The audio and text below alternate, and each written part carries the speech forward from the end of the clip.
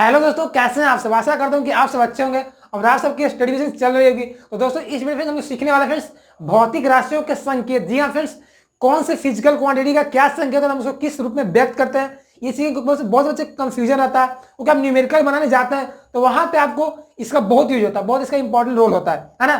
बच्चे को पता नहीं रहता तो गलती भी कर जाते हैं। ठीक है, सबसे पूछ देगा कि धारा घनत्व का क्या होता है, मतलब संकेत क्या होता है। विद्युत क्षेत्र को हम लोग ई द्वारा डिनोट करते हैं, चुंबकीय क्षेत्र को बी द्वारा डिनोट करते हैं। तो ऐसे ही बहुत सारे फिजिकल क्वांटिटी जो इंपॉर्टेंट है उनका हम लोग संकेत सिंबल को देखेंगे। ठीक है, तो इसको समझिएगा, समझना क्लियर करना तो वीडियो को अंत तक देखते रहिएगा।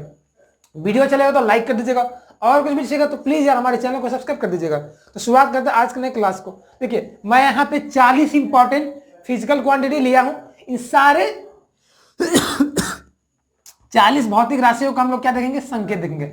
देखिए संकेत क्या है, मान लिया न्यूमेरिकल बनाना है आपको। न्यूमेरिकल बनाना क्वेश्चन में जो दे दिया, मान लो कोई क्वेश्चन दिया है, क्वेश्चन में मान लीजिए बल घूर्ण का मान दिया है ना, मान लीजिए उष्मा का मान दिया है, तो हम लोग तो उष्मा लिखेंगे नहीं, हम लोग उष्मा को संकेत लिखेंगे। उष्मा को क्यू द्वारा डिनोट करते हैं, है ना, बल घूर्ण को टी द्वारा डिनोट करते हैं, तो हम उसको शॉर्ट फॉर्म में लिखेंगे। इसी तरह से हम लोग सारे भौतिक राशियों को देखेंगे किसका क्या शॉर्ट फॉर्म होता है, किसको किस रूप में लिखते हैं। ठीक है, देखिए 40 यहाँ पे। तो सबसे पहला हमारा क्षेत्रफल, तो क्षेत्रफल को आप सिंपल ए द्वारा डिनोट करिएगा। किसके द्वारा, क्षेत्रफल को आपको ए द्वारा डिनोट करना है ना।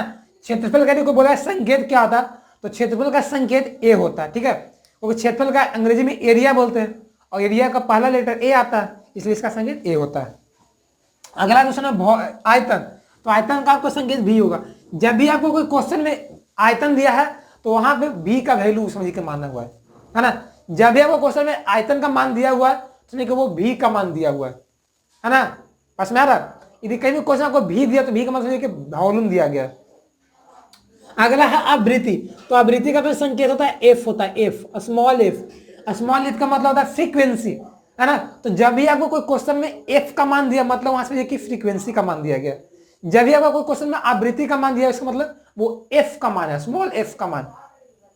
अगला है वेग, तो वेग या दोस्तों वेलोसिटी को हम लोग वी द्वारा डिनोट करते हैं, स्मॉल वी द्वारा, है ना। और चाल तो चाल को हम लोग एस द्वारा डिनोट करते हैं, स्पीड द्वारा। अगला फिर हमारा विस्थापन, तो विस्थापन को फिर हम लोग क्या करते हैं, स्मॉल एस या फिर हम लोग डी द्वारा डिनोट करते हैं, है ना। विस्थापन को फिर हम लोग स्मॉल एस या स्मॉल डी द्वारा डिनोट करते हैं, याद कर लीजिएगा। सबको दे देगा विस्थापन 5 मीटर है तो हम लोग समझ जाएंगे वहां पे एस का मान 5 मीटर है ना। दूरी का मान 10 किलोमीटर मतलब डी का मान 10 किलोमीटर है, इसका मतलब होता है ना। दूरी को भी क्या करते हैं, डी द्वारा डिनोट करते हैं, कैपिटल डी द्वारा। अगला फिर त्वरण, तो त्वरण का फिर क्या करते हैं हम लोग, स्मॉल ए द्वारा डिनोट करते हैं, याद कर लीजिएगा। त्वरण को हम लोग स्मॉल ए द्वारा डिनोट करते हैं, याद कर लीजिएगा। क्योंकि त्वरण को अंग्रेजी में एक्सेलरेशन बोला जाता है और एक्सेलरेशन का पहला लेटर ए होता है, इसलिए त्वरण को हम लोग ए द्वारा डिनोट करते हैं। ठीक है, तो आपको जब भी कोई क्वेश्चन में मिल जाए, बोले कि कोई वस्तु इतना मीटर 5 मीटर पर सेकंड स्क्वायर की चाल त्वरण से गतिमान है तो बोलेगा, तो वहां पर समझिए कि जो त्वरण जो दिया गया 5 मीटर पर सेकंड स्क्वायर वो आपका स्मॉल ए का मान दिया गया। ठीक है, जिसे आप क्वेश्चन फॉर्मूला लगाइएगा आपको बन जाएगा। अब तो यह दिमाग आपको आ रहा है सर हम लोग इसका संकेत क्यों याद कर रहे हैं। देखिए तो संकेत याद करने से ये होता है कि आपको दिमाग में फॉर्मूला ऑटोमेटिक आ जाएगा। जैसे मान लीजिए आपका एक फॉर्मूला हम लोग पढ़े हैं, v बराबर यू प्लस ए टी। इससे आपको पता चल जाएगा कि हाँ ए जो है ये त्वरण है, ए भी आपका क्या वेलोसिटी वेग है ना। तो इससे आपको फॉर्मूला दिमाग में आ जाएगा कि कौन सा फॉर्मूला यहाँ पे अप्लाई करूं, है ना। इसलिए आप लोग संकेत पढ़ते हैं। से बल है तो बल का फिर संकेत होता है एफ होता है, कैपिटल एफ। फोर्स, कार्य का संकेत आपका डब्ल्यू होता है दोस्तों, डब्ल्यू। कौन सा डब्ल्यू, कैपिटल डब्ल्यू, ऐसे ऐसे। अगला फिर ऊर्जा है तो ऊर्जा का फिर आपका जो संकेत होता है ई होता है, ई मतलब एनर्जी। और वही उसी तरह दोस्तों यदि कोई बोला गतिज ऊर्जा, गतिज ऊर्जा का संकेत तो इसका होता है के डॉट ई होता है। के मतलब काइनेटिक और ई मतलब एनर्जी, तो के ई मतलब गतिज ऊर्जा। जब भी आपको के ई दिखा रहेगा मतलब वहां पे गतिज ऊर्जा है। जब भी आपको गतिज ऊर्जा का मान दिया गया मतलब कि वहां पे के ई का मान दिया गया, काइनेटिक एनर्जी का मान दिया गया। अगला है स्थितिज ऊर्जा, तो इसका दोस्तों संकेत यू होता है, इसको बोलते हैं पोटेंशियल एनर्जी। इसी को दोस्तों एक और संकेत होता है, यू को ही एक और हम लोग बोलते हैं पी डॉट ई बोलते हैं, पोटेंशियल एनर्जी। अगला फिर हमारा संवेग, संवेग का संकेत क्या होता है भाई, तो इसका फिर संकेत होता है पी होता है। आपको जब भी कोई क्वेश्चन दे देगा कि कोई वस्तु को 5 न्यूटन सेकंड उस पर संवेग लगाया गया है तो उसका क्या मान होगा, तो पी का मान वहां पे 5 × सेकेंड दिया गया है, पी का मान वहां पे 5 kg/s दिया गया है, ये बात समझिएगा। अगला 15 नंबर कोणीय संवेग, तो कोणीय संवेग को एल द्वारा डिनोट करते हैं। अगला है दाब, दाब यानी कि प्रेशर, तो फ्रेंड्स प्रेशर को भी पी द्वारा डिनोट करते हैं।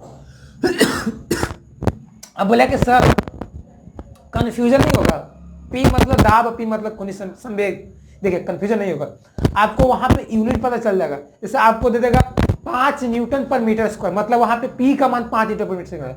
यदि आपको दे देगा 5 kg/s, यानी कि वहां पे आपका पी का मान संवेग को दर्शा रहा है, और जहां पे N/m² वहां पे पी जो है आपका दाब को दर्शा रहा है। ये बात समझा?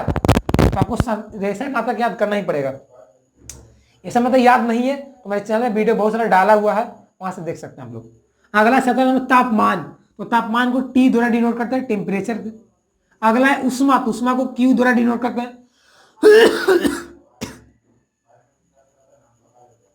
जैसा वो कोई क्वेश्चन दे देगा कि 10 जूल इतना बर्फ का जो है ना उसमें इतना 10 जूल है, तो वहां के क्यू का मान आपका 10 जूल दिया गया है। अगला है शक्ति, तो शक्ति को क्या करते हैं हम लोग पी द्वारा डिनोट करते हैं। अगला है प्रतिरोध, इसको आर द्वारा डिनोट करते हैं, क्योंकि प्रतिरोध को अंग्रेजी में बोलते हैं रेसिस्टेंस, रेसिस्टेंस, और रेसिस्टेंस का पहला अक्षर आर होता है।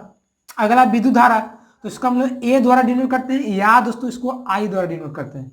ए या आई मतलब जैसे समझिए वहां पे वो विद्युत धारा का मान दिया गया है। अगला है प्रतिरोधकता, तो इसको हम लोग रो द्वारा डिनोट करते हैं, रो रो रो, देखिए अंग्रेजी में क्या बोलते हैं RHO बोलते हैं, रो। तो रो जहां भी रहेगा, रो का मान दिया गया रहेगा, समझिए वो आपका प्रतिरोधकता का मान दिया गया है, वो रेसिस्टिविटी का मान दिया गया है। अगला 23वां नंबर चालकता, तो चालकता को क्या करते हैं हम लोग सी द्वारा डिनोट करते हैं। अगला है विद्युत आवेश, इसको क्यू द्वारा डिनोट करते हैं। अगला विभवांतर, इसको भी द्वारा डिनोट करते हैं, है ना। अगला है सो ये चालकत्व है ना, ये चालकता है दोस्तों। तो चालकता का हम लोग क्या करते हैं सिग्मा द्वारा डिनोट करते हैं, सिग्मा, सिग्मा या एस द्वारा, समझिएगा सिग्मा या एस द्वारा। क्योंकि चालकता कैसे मतलब साइमन होता है ना। देखिए सिग्मा या एस द्वारा क्या करते हैं डिनोट करते हैं चालकता को। अगला है घर्षण, तो घर्षण को हम लोग फिर से एफ द्वारा डिनोट करते हैं। जब वो सवाल में घर्षण का बात रहेगा तो वहां पे समझिए वो एफ का मान दिया गया, क्योंकि घर्षण एक तरह से तो आपका फ्रिक्शन फोर्स होता है, एक तरह से फोर्स ही होता है, इसलिए एफ द्वारा डिनोट करते हैं। और घर्षण का ऐसा यूनिट भी न्यूटन होता है। अगला 28वां नंबर जड़त्व आघूर्ण, इसको हम लोग आई द्वारा डिनोट करते हैं। इनर्शिया है ना, मोमेंट ऑफ इनर्शिया, इसको आई द्वारा डिनोट करते हैं। अगला 29 नंबर कोणीय वेग, तो इसको दोस्तों हम लोग करते हैं ओमेगा द्वारा डिनोट करते हैं। इसको क्या कहते हैं ओमेगा, ओमेगा इसको बोलते हैं ना, डब्ल्यू की तरह लग रहा है लेकिन ये आपको ओमेगा है। सो कोणीय वेग करते हैं, इसको एंगुलर वेलोसिटी करते हैं। अगला 30 नंबर कोणीय विस्थापन, तो इसको फिर हम लोग थीटा द्वारा डिनोट करते हैं। तो जब भी आपको सवाल में थीटा रहे या कहीं फॉर्मूला में थीटा रहे, समझिए कि वो आपका कोणीय विस्थापन का काम कर रहा है। बस समझ आ रहा है ना। आप 11th में आइएगा तो फॉर्मूला पढ़िएगा, आपका कोणीय विस्थापन रहेगा, तो थीटा का मतलब कोणीय विस्थापन, ओमेगा का मतलब कोणीय वेग। अगला 31 नंबर गुरुत्वीय त्वरण, तो इसको हम लोग क्या करते हैं स्मॉल जी द्वारा डिनोट करते हैं। अगला 32 नंबर धारा घनत्व, इसको हम लोग करते हैं जे द्वारा डिनोट करते हैं। अगला बल आघूर्ण, इसको हम लोग तो टाउ या टी द्वारा डिनोट, इसको क्या बोलते हैं, इसको टाउ बोलते हैं, इसको टाउ या टी द्वारा डिनोट करते हैं। अगला 34 नंबर विद्युत फ्लक्स, इसको क्या करते हैं, इसको फिर हम लोग करते हैं फाई द्वारा डिनोट करते हैं, फाई द्वारा, फाई। अगला है फिर 35 नंबर विद्युत क्षेत्र, इसको हम लोग करते हैं ई द्वारा डिनोट करते हैं। अगला 36 नंबर चुंबकीय क्षेत्र, इसको हम लोग क्या करते हैं, इसको हम लोग बी द्वारा डिनोट करते हैं।